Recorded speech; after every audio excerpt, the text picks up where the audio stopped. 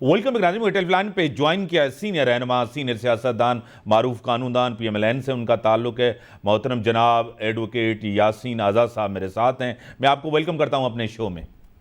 Thank you sir. Yasin صاحب آپ کو کیا لگ رہا ہے کہ عام انتخابات وقت پہ ہوں گے؟ صورتحال تو یہی لگ رہی ہے کہ وقت پہ ہوں گے یا اس کو آگے لے کے جائیں گے کیونکہ معیشت بہتر نہیں ہے؟ میثاق معیشت کی بات ہو رہی ہے, معیشت سنبھل نہیں رہی, کیا کہیں گے؟ سر جہاں تک الیکشن کا تعلق ہے میرے نزدیک الیکشن وقت پہ ہوں گے. 13 یا 14 اگست کو قومی اسمبلی اپنی مدت پوری کر رہی ہے اور اسی طرح 2 صوبائی اسمبلیاں بھی اپنی مدت پوری کر رہی ہیں. میرا اندازہ یہ ہے کہ جو پارلیمنٹ اپنے 5 سال پورے کرے گی 5 سال پورے کرنے کے بعد آپ نے قومی اسمبلی اور صوبائی اسمبلیوں کو ڈیزالو کرنا ہے اور پھر 60 دن کے اندر اپنے الیکشن کروانے ہیں. تو میرے نزدیک اب کوئی گنجائش نہیں ہے کہ اس کو ٹائم ایکسٹینڈ کیا جائے. اور آئین کے اندر میں بھی کوئی ایسی شرط نہیں ہے کہ آپ پارلیمنٹ کے ذریعے کوئی قرارداد پیش کر کے تو اس کی ایکسٹینشن کریں گے. تو میں یہ سمجھتا ہوں کہ پاکستان کی سیاسی جماعتوں کے لیے یہ ضروری ہے کہ جب آپ اپنی مدت پوری کر رہے ہیں تو آپ عوام کی عدالت میں جائیں اور عوام کی عدالت کا جو فیصلہ ہو اس کو قبول کریں اور اس کے بعد نئی گورنمنٹ آئے گی تو ایک نئے مینڈیٹ کے ساتھ آئے گی. مسائل کو حل کرنے میں زیادہ آسانی ہو جائے گی بنسبت جو موجودہ صورتحال ہے. تو میرا اپنا ذاتی خیال یہ ہے کہ جہاں تک مسلم لیگ نون کا تعلق ہے وہ وقت پہ الیکشن چاہتی ہے اور میاں نواز شریف صاحب جو پارٹی کے سرپرست سے اعلیٰ ہیں وہ بھی یہ چاہتے ہیں کہ الیکشن وقت پہ ہوں. اب بعض پولیٹیکل پارٹیز کی طرف سے جس طرح مولانا فضل الرحمان صاحب یا آصف علی زرداری صاحب کا کہنا ہے کہ جب میں چاہوں گا کہ الیکشن ہوں گے. میرے خیال میں یہ جملہ نہیں بولنا چاہیے کہ جب میں چاہوں گا وہ ہوگا. آپ کو آئین اور قانون کے مطابق چلنا ہے. پہلے بھی 2 اسمبلیاں ٹوٹی اور وقت سے الیکشن نہ ہونے کی وجہ سے کافی شور شرابہ ہوا.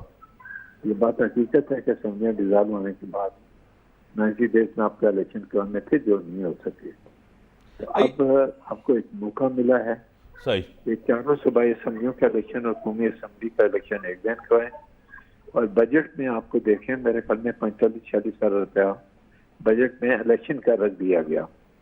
تو الیکشن اگر نہ کرانے ہوتے تو بجٹ میں پیسے رکھنے کا کوئی سوال نہیں پیدا ہوتا تھا. میں سمجھتا ہوں کہ بجٹ میں جب اماؤنٹ رکھ دی گئی تو پہلے خالی 2 صوبائی اسمبلیوں میں 40-50 ہزار روپے کا خرچہ تھا.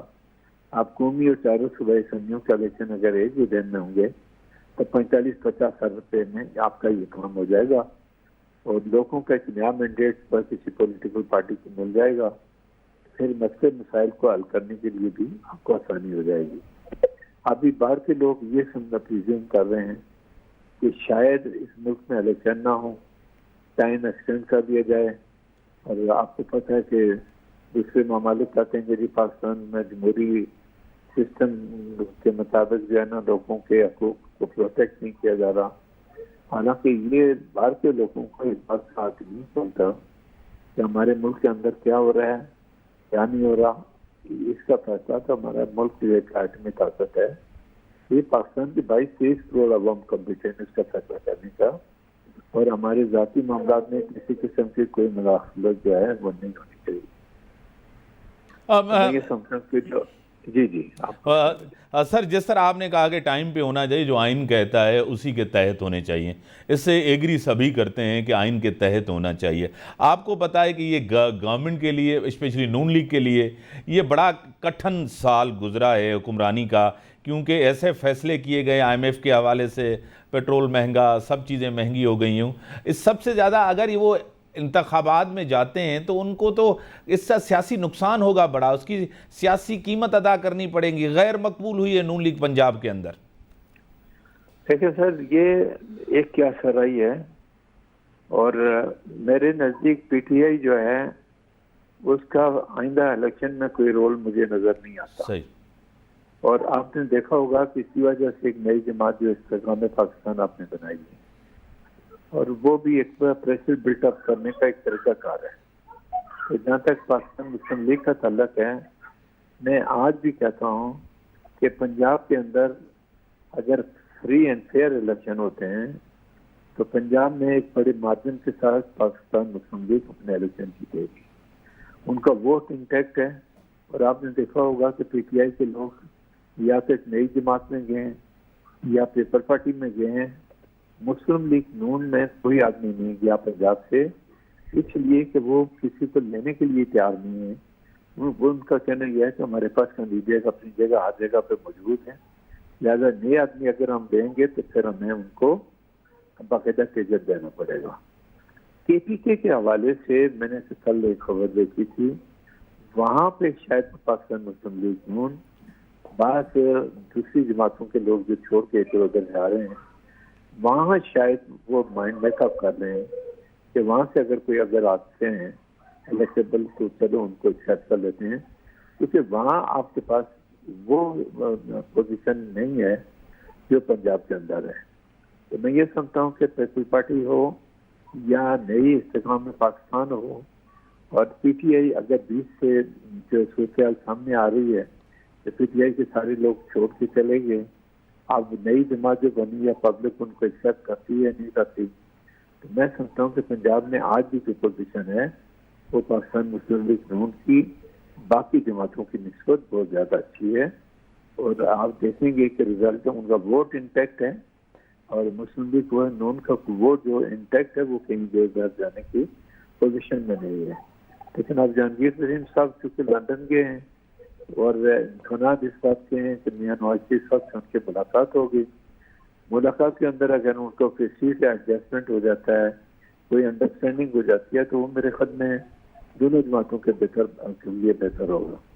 لیکن میں صرف ایک بات کہتا ہوں کہ اسمبلی کی مدت پوری ہونے کے بعد الیکشن ہر حالت میں ہونا چاہیے. اس سے پہلے 2 دفعہ اسمبلیوں نے اپنی مدت پوری کی اور وقت پہ الیکشن ہوئے. یہ تیسرا ٹرم ہے، اس میں الیکشن ہو تو وقت پہ ہو جانے چاہیے. آپ کسی کو موقع نہیں ملنا چاہیے کہنے کا کہ آپ لوگ آئین کو نہیں مانتے، قانون کو نہیں مانتے.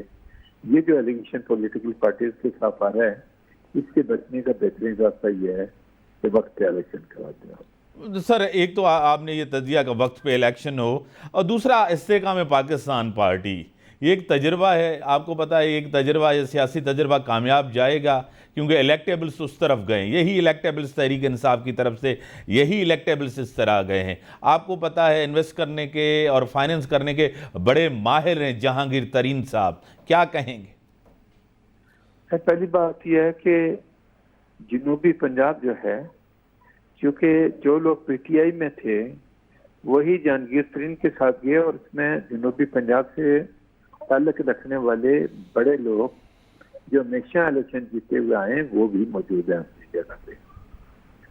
تو میں یہ نہیں کہتا کہ استحکام پاکستان کو جنوبی پنجاب کو میں ووٹ نہیں ملے گا. میں سمجھتا ہوں کہ پی ٹی آئی کے بیچ سے ہٹنے کے بعد وہاں کے جو وڈیرا سسٹم ہے یا جو لوگ اپنے اسمبلی کے بنا پر الیکشن لڑتے ہیں تو ممکن ہے وہ بھی کچھ سیٹیں لے جائیں.